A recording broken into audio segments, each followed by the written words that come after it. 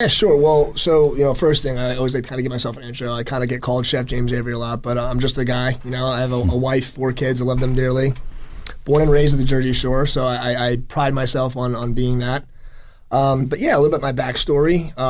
Started working at a very young age. I always had that itch to go out and kind of make my own money and do my own thing. So, restaurants seem to be the low-hanging fruit for a teenager to get a job. So I started delivering pizzas and working my way all through high school doing that. I had a DJ business. I had kind of... You delivered pizzas in Jersey? Yeah. Okay. So in Jersey, where the best pizza comes from. That's right. It's 100% real. So yeah, I had a DJ business. I had the entrepreneurial thing too. So again, I like that.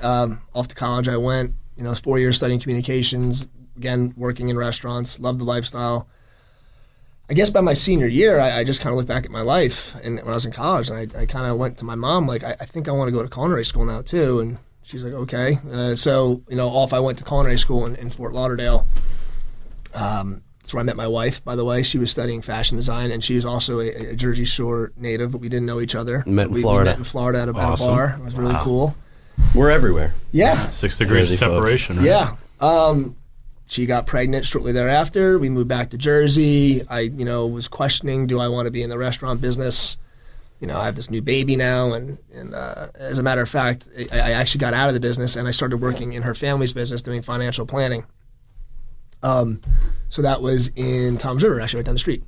So that wasn't for me. I was like just dipped my toes in it and realized that I got to get back to chefing. And, there's really no such thing as a normal job. Anybody who's successful, and we'll probably get into this, there's no normal. You're all in, and that's what you are. It's who you are. It's what you do. It's, 7 days a week, 24/7. So anyway, I went back to cooking, and I started working for David Burke. He had a restaurant. He's a big New York chef. If you guys are unfamiliar with David Burke, another New Jersey guy, right? Success story, Fromagerie. Mm-hmm. I worked for him there for a little while, and then I had an opportunity to do like a little seasonal restaurant in Lake Como, New Jersey. My family had a piece of commercial property, and I decided to outfit it and make it a restaurant called J Cafe. So how long is this after you got out of college initially? Yeah, good. Okay, so I'm going too fast. It was probably, so I was 27 at the time, 26. Okay. So, again, it was just my wife and I. We just had the one kid. And, I'm not talking about all the mundane restaurant jobs I had. I worked for a lot of chefs, in and out of kitchens. Yeah. Right. All aspects. I worked everything from scrubbing toilets to dishwashing to, serving to bartending to cooking. And again, I worked all through college doing that.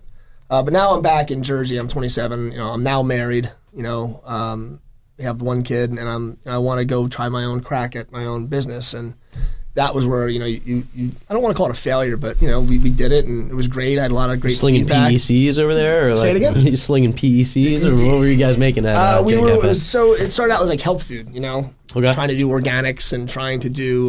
You're a little before your time. Yeah, well, I was way before my time, and I learned very quickly that not everybody wants to eat the way I eat. So the next year, I still had the property, still had the kitchen. I'm like, right, this isn't going to work. So I didn't have a liquor license, and I'm selling expensive product, and it was good. I had a little following, but ultimately I decided to pivot the business, and I turned it into a burger joint. So I wanted to do like my version of an East Coast In-N-Out burger.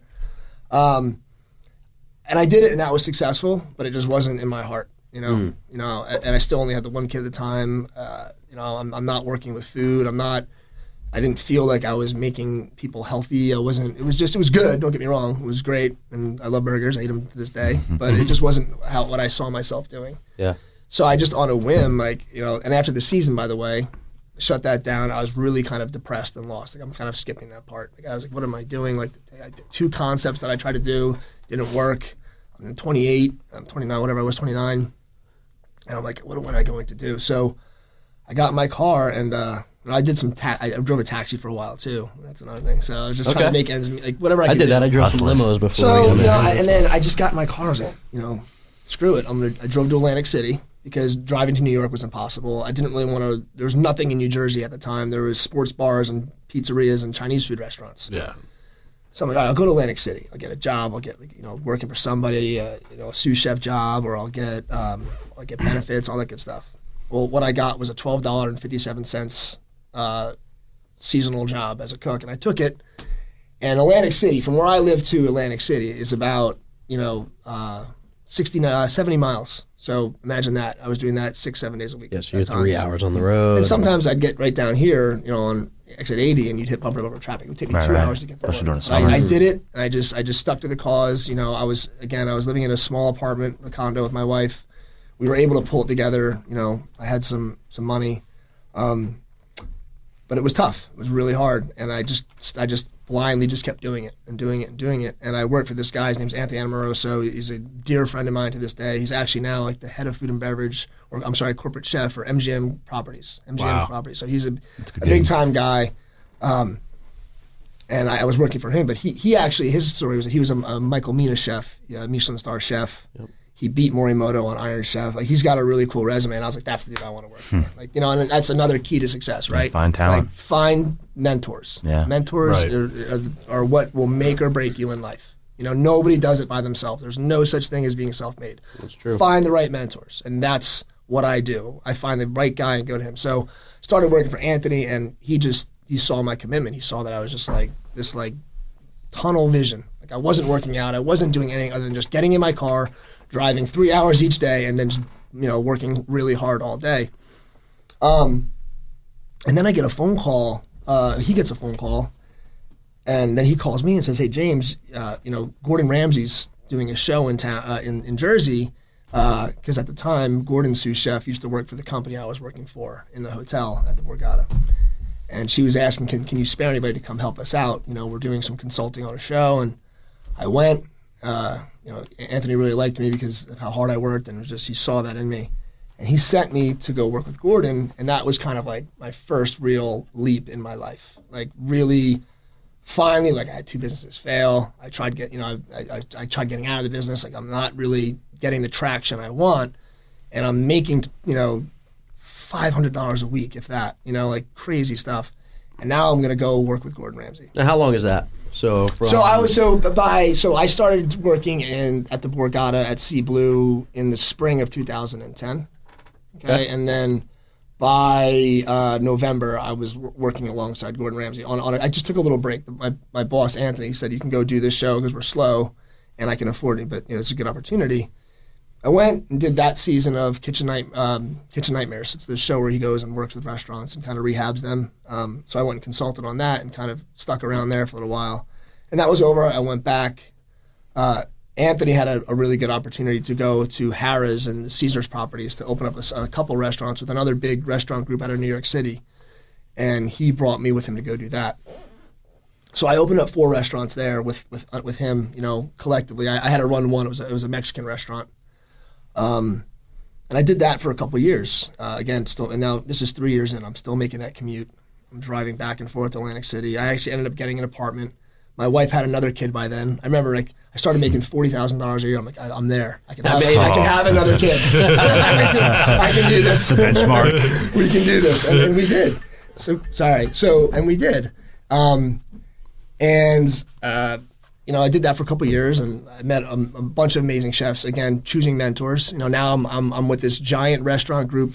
Opening up restaurants that were really successful in the city. We're bringing them to Atlantic City, meeting all these people, and just having the time of my life. It was a really hard time, really stressful time, a really hungry time, but it was one of the best years of time of my life. So you got lucky. So I got lucky. You got lucky, yeah. Yeah. You made your own. You made your own luck. Well, that's it. You got to follow those paths and those hurdles, and literally jump through the hoops and scrub the toilets in order to get on Gordon Ramsay's show. Yeah. Well, and it's give up time, right? Like, you failed once, failed twice. Right. Yeah. You try something else. Isn't that all of our stories? It's literally the same story. Persistence trumps talent every time. But you build scar tissue with failure. I just had a failure at a restaurant. I don't even call it a failure because I don't even know if it failed. It didn't work out in that location.